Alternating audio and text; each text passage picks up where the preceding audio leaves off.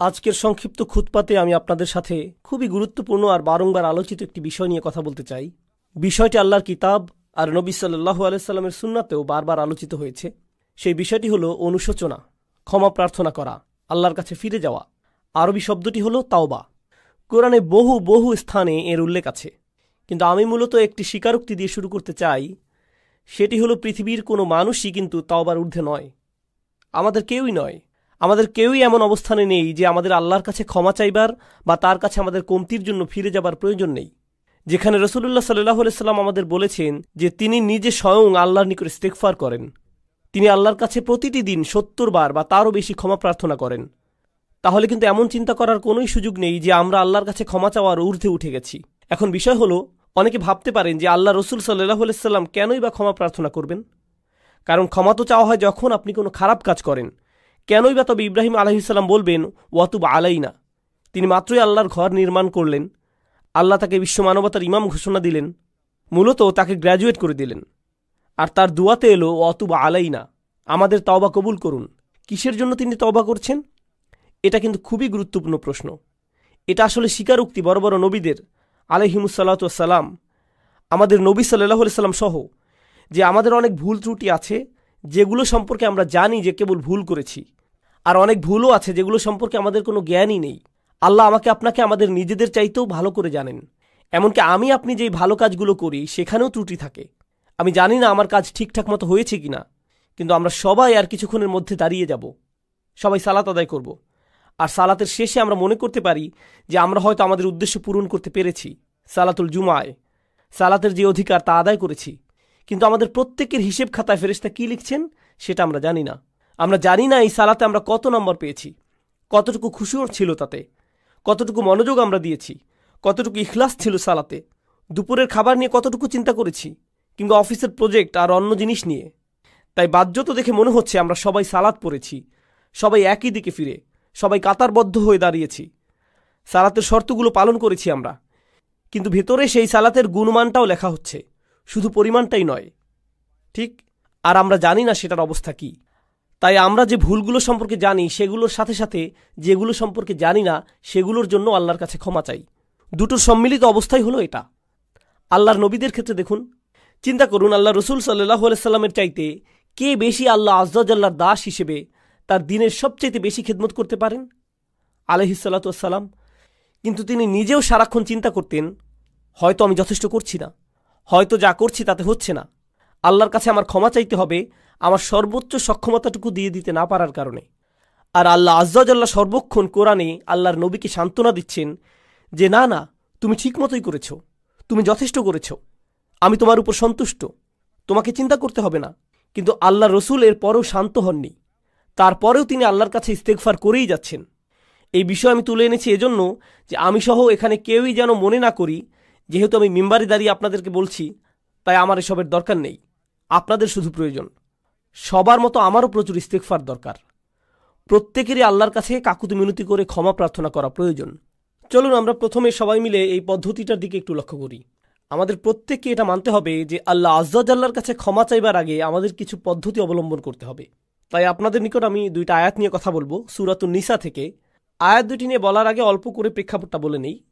সেটা হলো, এই আয়াতগুলো প্রাথমিক মাদানী যুগের।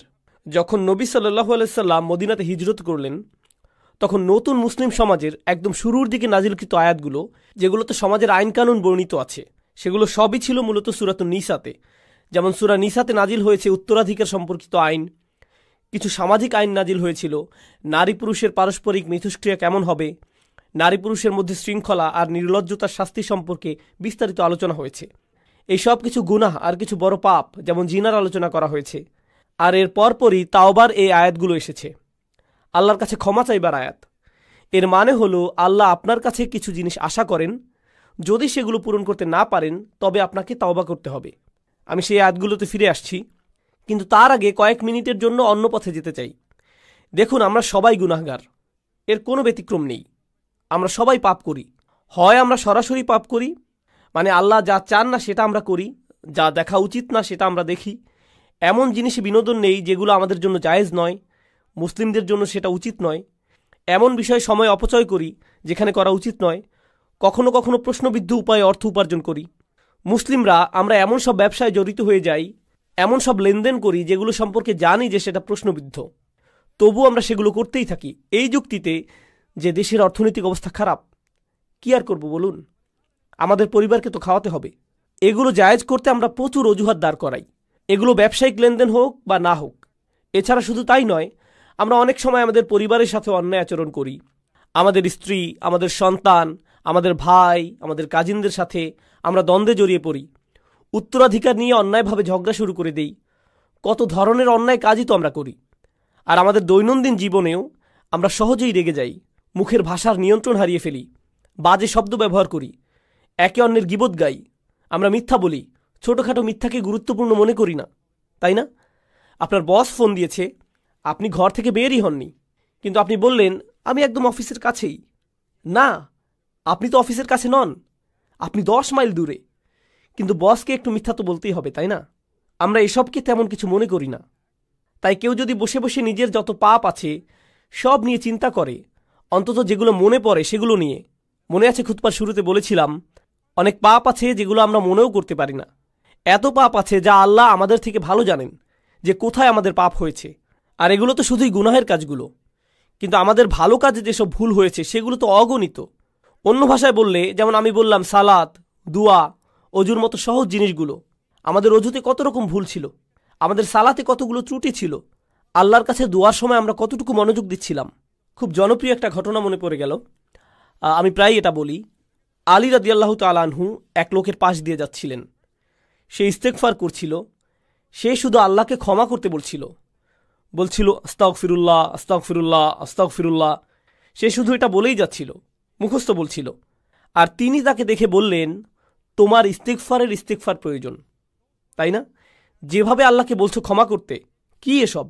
তুমি শুধু পাখির মতো উচ্চারণ করেই যাচ্ছ, এর অর্থ সম্পর্কেও তুমি জানো না।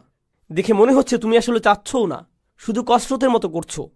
ইস্তেগফার তো এমন হবার কথা নয়, আন্তরিকভাবেই তোমার পাপের জন্য অনুশোচনা হবার কথা। তাই প্রথম যেই কথা আপনাদের বলতে চাই তা হলো, আমরা প্রতিনিয়ত প্রচুর মন্দ কাজ করি, আমরা প্রচুর ত্রুটি করি।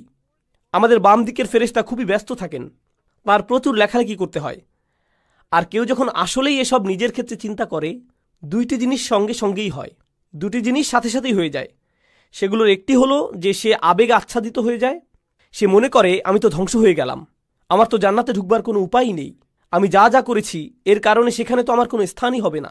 এটা হলো একটা বিষয়, আর এটা কিন্তু ভালো ব্যাপার নয়, সেটা একটু পরে বলছি। আরেকটা জিনিস যা হয় সেটা মোটামুটি ভালো, সেটা হলো আপনি অন্য মানুষ সম্পর্কে অতিরিক্ত চিন্তা করা বন্ধ করে দেন। দেখুন, আপনি যখন অন্য মানুষ কি ভুল করছে সেটা নিয়ে ব্যস্ত থাকেন, তাদের ভুল, তাদের পাপ, সেই ভাই এমন করছে, ওই বোন এমনটা করছে, এগুলো কিসের লক্ষণ জানেন? তা হলো আপনি আপনার নিজের সম্পর্কে চিন্তিত নন। আপনি নিজের ব্যাপারে এতই নিশ্চিন্ত যে অন্যকে নিয়ে ভাববার অনেক সময় আপনার আছে। এর অর্থ হলো এটাই। এর মানে হলো আমরা নিজেদের ভুল ত্রুটি, নিজেদের পাপ নিয়ে চিন্তিত নই, বরং অন্যদের ছোটোখাটো ভুল নিয়ে চিন্তা করার প্রচুর সময় আমাদের হাতে, সেটাই এটার অর্থ। তাই আমরা যদি নিজেদের পাপ নিয়ে চিন্তা করি, তাহলে অন্যেরা কি করেছে সেটা নিয়ে এত না ভেবে নিজেদের অবস্থা সম্পর্কে বেশি দুশ্চিন্তা করতে পারবো।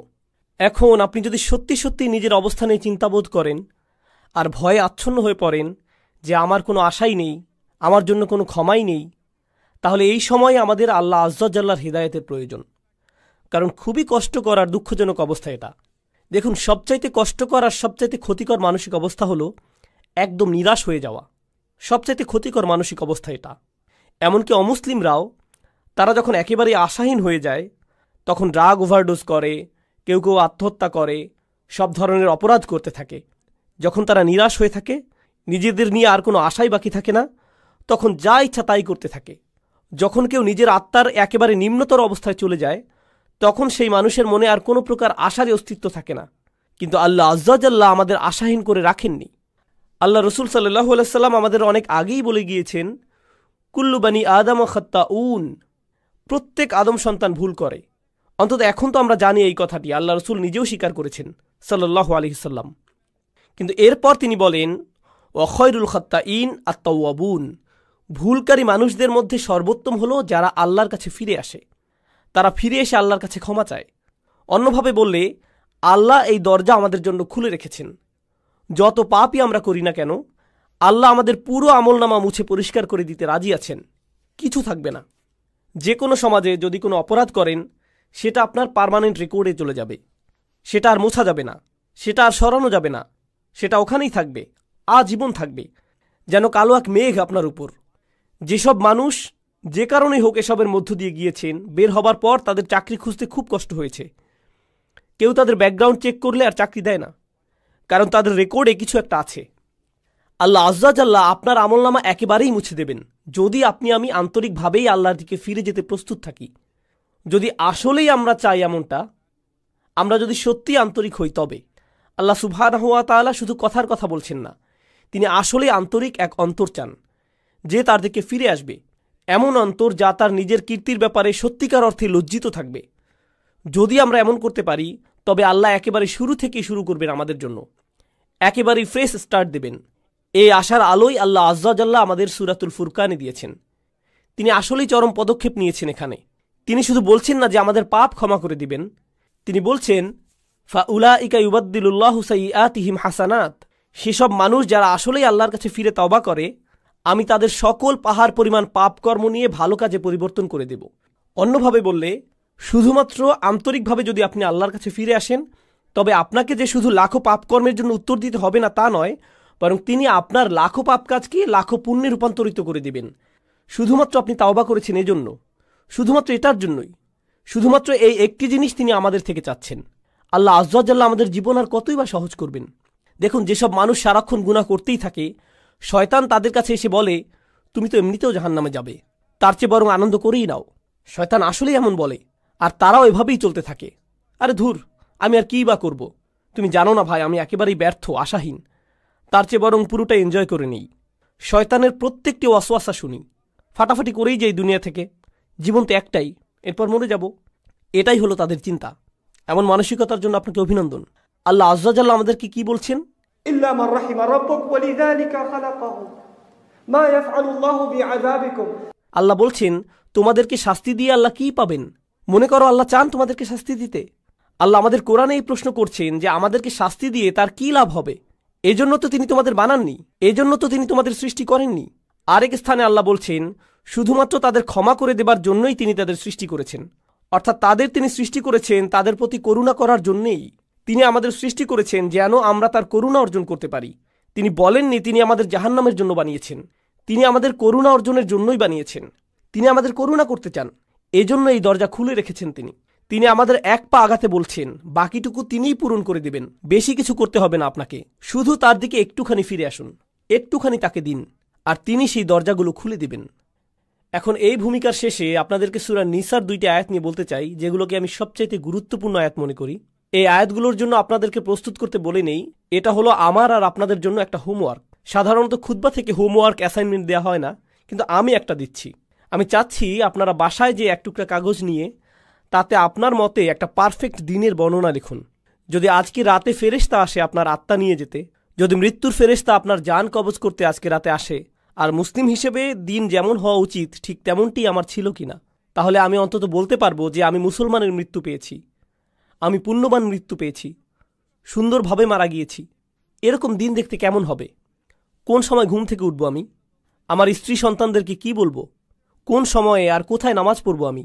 হয়তো আমি অফিসেও যাব সেদিন, কিন্তু সেখানে আমার আচরণ কেমন হবে? সেক্রেটারির সাথে কিভাবে কথা বলবো? আমার চোখ কোথায় থাকবে? আমি কম্পিউটারে কি দেখব? আমার বসের সাথে কতটা সৎ থাকবো আমি যদি জানি সেই রাতেই ফেরেশতা আসবে, তবে সেই দিনটা কেমন যাবে? মুসলিম হিসেবে একটা পারফেক্ট দিন দেখতে কেমন হবে? এই দিনটি কিন্তু আপনার ক্ষমার বাইরে যাবার দরকার নেই। দিনটি হতে পারে যে কোনো সাধারণ দিন, আপনার যা করা উচিত তাই করছেন। এতে যেসব জিনিস থেকে দূরে থাকার কথা আপনি দূরেই থাকছেন। খুব একটা কঠিন না, কিন্তু আপনি যদি বিস্তারিত রুটিন করতে চান নিজের জন্য, আমরা সবাই এক এক রকম, আমিও ভিন্ন রকম, কিন্তু যদি নিজের একটা বিস্তারিত রুটিন বানান যেখানে পারফেক্ট একটি দিন কাটাবেন, আর সেই দিনের সবচাইতে গুরুত্বপূর্ণ অংশ হলো দিনটির খুঁটিগুলো। একটি বিল্ডিংকে যেভাবে খুঁটিগুলো ধরে রাখে ঠিক সেভাবে, তাই না? ঠিক তেমনি আমাদের দিনকে ধরে রাখে 5টি খুঁটি, 5টি সালাওয়াত, 5টি নামাজ। তো আপনার রুটিনের সেই অংশটি যেন ঠিক থাকে, খেয়াল রাখবেন এটা যেন থাকে। এর মাঝে কি করেন? এগুলোর মধ্যখানে কি করেন? ইন্না সলাতা কানাত আলাল মুমিনিনা কিতাবাম মাওকুতা। যেটা অর্জন করা সম্ভব সেটার প্রতি আমার আপনার কাজ করা উচিত। এটা আমি আপনি কিন্তু অর্জন করতে পারি। আমার দৈনন্দিন চিত্র এমনই হওয়া উচিত। কিন্তু কেন এমন হয় না দিনগুলো? কেন দেরিতে ঘুম থেকে উঠি আমি? সম্ভবত দেরিতে ঘুমাতে যাই। তাই কেন এত দেরিতে ঘুমাতে যাই? কারণ সম্ভবত মধ্যরাত পর্যন্ত আমি মুভি দেখি। সম্ভবত সেটা বন্ধ করে সময় মতো ঘুমাতে যাওয়া উচিত আমার। কেন দোয়া করার সময় আমার কখনো কান্না আসে না? সম্ভবত আমি অনেক দিন যাবৎ আল্লাহর ঘরে যাইনি, তার কাছে যাইনি। শুধুমাত্র সেখানে যাই জুমার সময়, তাও আবার যখন তা একেবারে শেষের দিকে, যেন আবার নিজের জীবনে ছুটে যেতে পারি। কেন প্রত্যেকবার সালাতে যখন সিজদায় যাই উঠে দাঁড়ানোর জন্য ছটফট করি? যেমন সুবহানা রব্বিল আযীম, সুবহানা রব্বিল আলা, যেন এমনটা এতই তাড়াতাড়ি বলি আমি, কারণ আমার সেখানে বেশিক্ষণ থাকতে ইচ্ছে হয় না।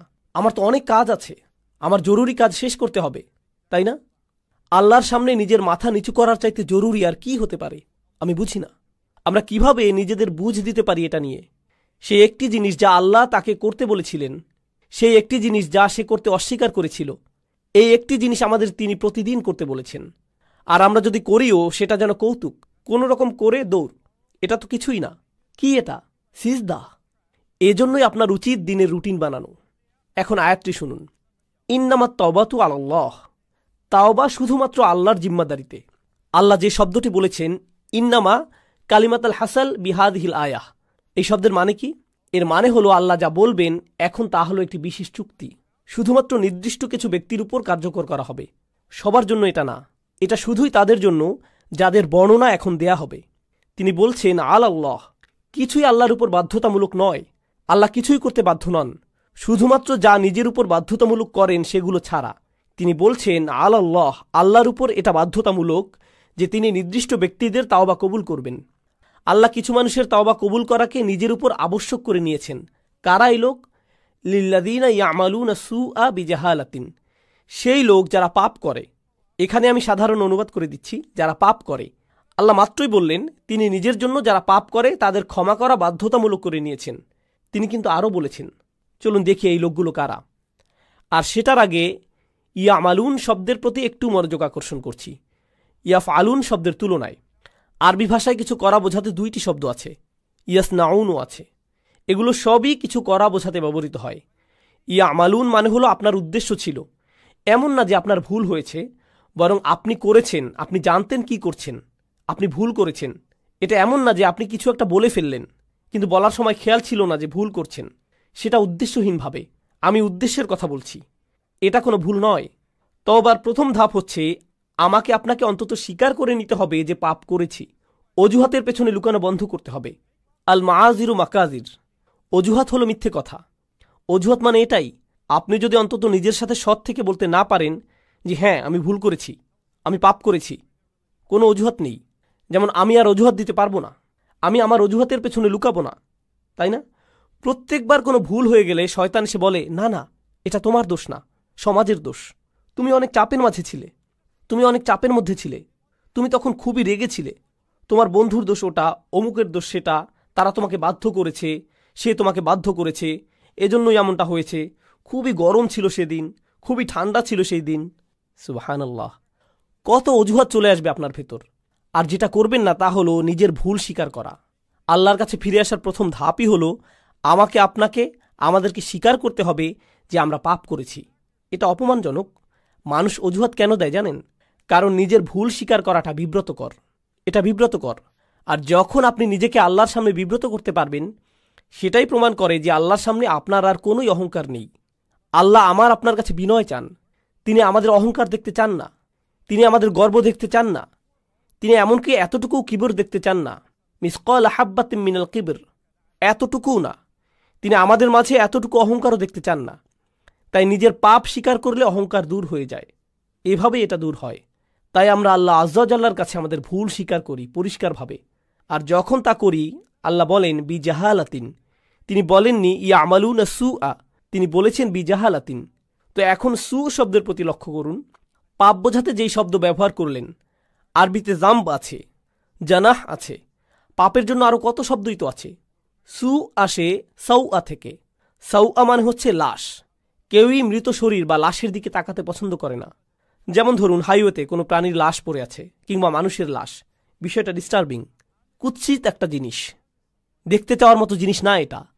আল্লাহ আজ্জা ওয়া জাল্লা পাপকে সেই কুৎসিতের সাথে তুলনা করেছেন। এটাই করেছেন তিনি।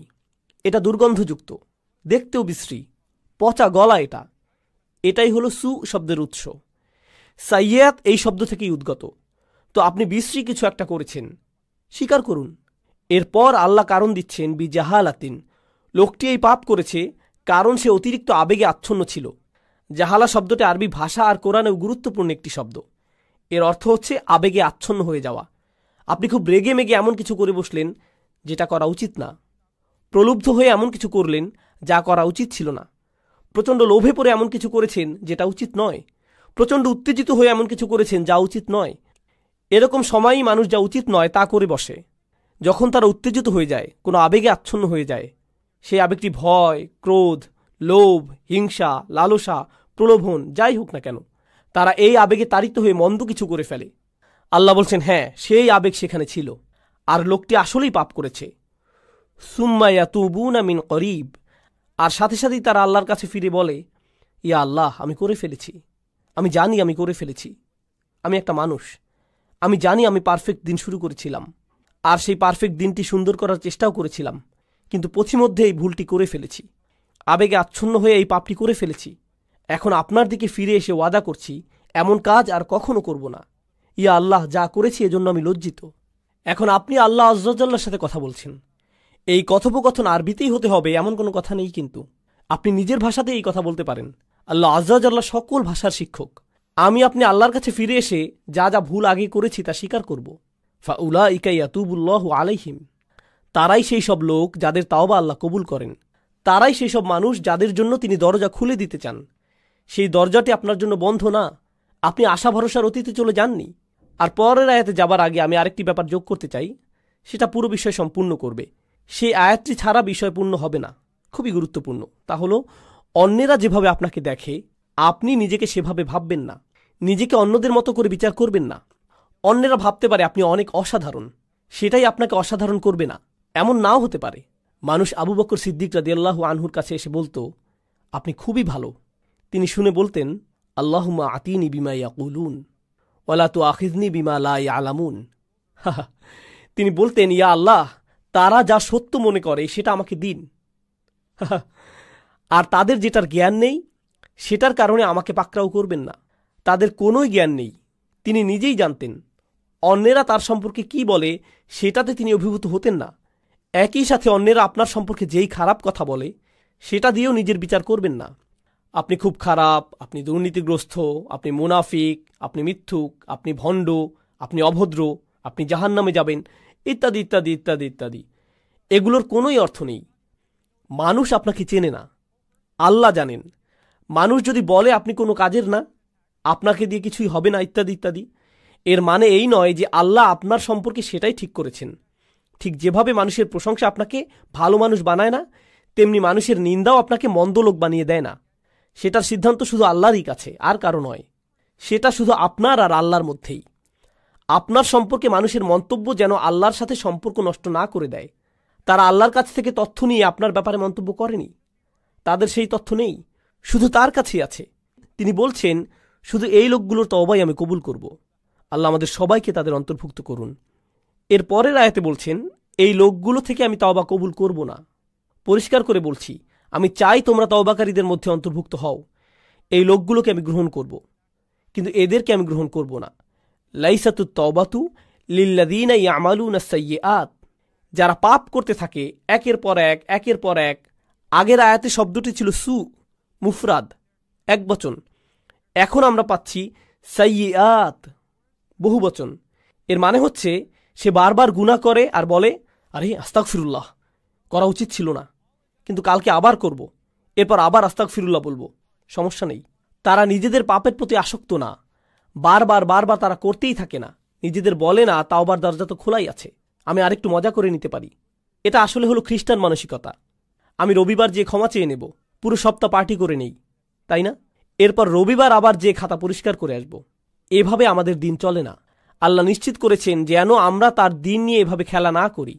তাই তিনি বলছেন, যেসব মানুষ বারবার গুনাহ করে, বারবার ফিরে যায়, এই চিন্তা করে যে ক্ষমা চাইবে আর সব ঠিক হয়ে যাবে, এমনটা গ্রহণযোগ্য নয়। এভাবে আল্লাহ আজ্জা জাল্লার সাথে খেলা করা যাবে না। ওয়ালাইসাতিত তাওবাতু লিল্লাযীনা ইয়ামালুনা আস-সাইয়্যাত হাত্তা ইযা হাদারা আহাদুহুমুল মাউত। অবশেষে তাদের কারো মৃত্যু চলে আসে। ক্বালা ইন্নী তুবতুল আন, আমি আসলেই তওবা করছি, এই শেষ, আর কখনো করব না। একবার আমি প্লেনে যাচ্ছিলাম, আর সাধারণত যখন প্লেনে চড়ি আমি ঘুমিয়ে যাই। তো আমি যাচ্ছি আর আমার আশেপাশে দেখছি মানুষজন তাদের আইপডে অথবা আইপ্যাডে বা তাদের ল্যাপটপে বসে মুভি দেখছে, অথবা তাস খেলছে, গান শুনছে, প্লেনে বসে মাথা দুলাচ্ছে, তাই না? তো ঘুম ভেঙে দেখি প্লেন হঠাৎ 50 ফিটের মতো নেমে গেছে, কেবিনের প্রেশার বদলে গেল, মালাকুল মৌতের কাপগুলো নেমে এলো, তাই না? তখন আশেপাশে সবাই কি করতে দেখেন? সবাই দোয়া করছে, একেবারে সবাই। ও আল্লাহ, আমি সরি, আমি সরি, আমি সরি। সবাই এমন করছে। কি ধর্ম সেটা আসে যায় না, সবাই দোয়া করছে। এরপর ক্যাপ্টেন ক্ষমা চাইল, কাপগুলো উপরে উঠে এলো, প্লেন আবার স্থির হলো। এরপর কি হয় বলুন তো? প্লে বাটন আবার চাপ দেয়। আর অসাধারণ সিন দেখছিলাম তো আমি। আবার তারা স্বাভাবিক হয়ে যায়। এটাই হলো আল্লাহ আজ্জা জাল্লার সাথে ক্রিয়া কৌতুক। মৃত্যু যখন চলে আসে তখন তারা ক্ষমা প্রার্থনা করতে থাকে, ইন্নী তুবতুল আন ওয়ালাল্লাযীনা ইয়ামুতুনা ওয়া হুম কুফফার। কিংবা তারাও না যারা অবিশ্বাসী অবস্থায় মারা যায়, মানে যারা তাওবা নিয়ে খেলা করে আর যারা কুফফার অবিশ্বাসী অবস্থায় মারা যায়, আল্লাহর কাছে দুটোই সমান। তিনি তাদের একই আয়াতে ফেলেছেন, একইভাবে বিচার করছেন তাদের। আমি তাদের তওবা কবুল করব না যারা অবিশ্বাসী অবস্থায় মারা যায়, আর আমি তাদেরও ক্ষমা করব না যারা বারবার পাপ করতেই থাকে, মনে করে যে খেলা করছে। তারা বারবার করতেই থাকে, শুধুমাত্র তারা মনে করে যে তারা পার পেয়ে যাবে, কিন্তু এমনটা হবে না। উলাইকা আ'তাদনা লাহুম আযাবান আলীম, তারাই সেই সব মানুষ যাদের জন্য কষ্টকর শাস্তি প্রস্তুত করেছি। আল্লাহর সাথে আমাদের আচরণ হবে প্রথমত নিজের ভুল স্বীকার করা, দ্বিতীয় ধাপ আল্লাহর দিকে ফিরে যেয়ে তার কাছেই পাপ থেকে বের হবার দোয়া করা, আর তিনি সেটা করবেন। আপনি বলবেন না যে গুনাহটি আমার থেকে বেশি শক্তিশালী, কারণ আল্লাহ বলছেন লা ইউকাল্লিফুল্লাহু নাফসান ইল্লা উসআহা। আল্লাহ কারো উপরই সাধ্যাতীত বোঝা চাপিয়ে দেন না। আপনি সামলাতে পারবেন বলেই আপনাকে মানুষ হিসেবে বানানো হয়েছে। আপনি আপনার পাপের চাইতে শক্তিশালী, আল্লাহ আজ্জা জাল্লা সেটা জানেন।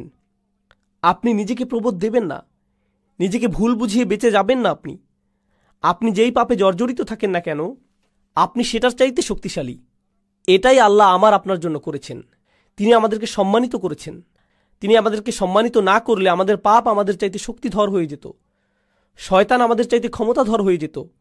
ইন্না ইবাদি লাইসা লাকা আলাইহিম সুলতান, আমার বান্দার উপর তোমার কোনো কর্তৃত্বই থাকবে না।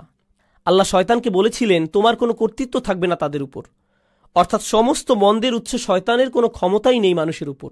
তাই আমাদের অজুহাত দেবার আর কোনো কারণ নেই। আপনি আপনার পাপ স্বীকার করুন, আমরা আল্লাহর দিকে ফিরে গিয়ে আমাদের ভুলকে মেনে নেই। এরপর আন্তরিকভাবে আল্লাহর কাছে ওয়াদা করুন যে এসব থেকে দূরে থাকবেন। আন্তরিকভাবে আল্লাহর কাছে ওয়াদা দিন এসব থেকে দূরে থাকবার। আপনার ক্ষমতায় যতটুকু আছে তা দিয়েই জীবন বদলে দেবার চেষ্টা করুন। সেই পাপ থেকে দূরে থাকুন, সেটা মন্দ বন্ধুদের থেকে আসুক, কিংবা কম্পিউটারের সাথে একা থাকার মাধ্যমে হোক, কিংবা অফিসের কলিগদের থেকে, যেখান থেকেই আসুক না কেন, আপনার জীবন থেকে সেসব বদলানোর চেষ্টা করুন। এটাই হলো তাওবা। সেটা অলসতার তাওবা হতে পারে। আপনি হয়তো ফজরের অনেক পরে উঠে কাজা পড়েন, আহা কাজাটা পরে নেই, তবে এটাই আপনার কাছে নর্মাল হয়ে গেছে। সিরিয়াসলি আর নেন না এটা। আপনি বলেন আমি চেষ্টা করেও পারি না। অবশ্যই পারেন। রাতে মুভি দেখা বন্ধ করে আল্লাহর সামনে দাঁড়ান, অজুহাত দেওয়া বন্ধ করুন, নিজেকে প্রবোধ দেওয়া বন্ধ করুন। আল্লাহ আজ্জা জাল্লা এই জাতিকে তখনই উপরে তুলবেন যখন এই জাতি তওবার জাতি হবে, যখন আমরা আমাদের তওবা দ্বারা পরিশুদ্ধ হব। আল্লাহ আজ্জা জাল্লা আমাদের সবাইকে তার ক্ষমা চাইবার ক্ষেত্রে আন্তরিকতা দান করুন। আল্লাহ আজ্জা জাল্লা আমাদের তওবা গ্রহণ করুন, দিনে দিনে আরও ভালো মুসলিমে পরিণত করুন। আল্লাহ আজ্জা জাল্লা যেন আমাদের শক্তিশালী সুন্দর মুসলিম পরিবার গড়ে তোলার সামর্থ্য দেন, যারা এই দ্বীনের সৌন্দর্য বিশ্বের সামনে তুলে ধরতে পারবে। বারাকাল্লাহু লি ওয়া লাকুম ফিল কুরআনিল হাকিম ওয়া নাফা'নি ওয়া ইয়্যাকুম বিল আয়াতি ওয়া যিকরিল হাকিম। আসসালামু আলাইকুম ওয়া রাহমাতুল্লাহি ওয়া বারাকাতুহু।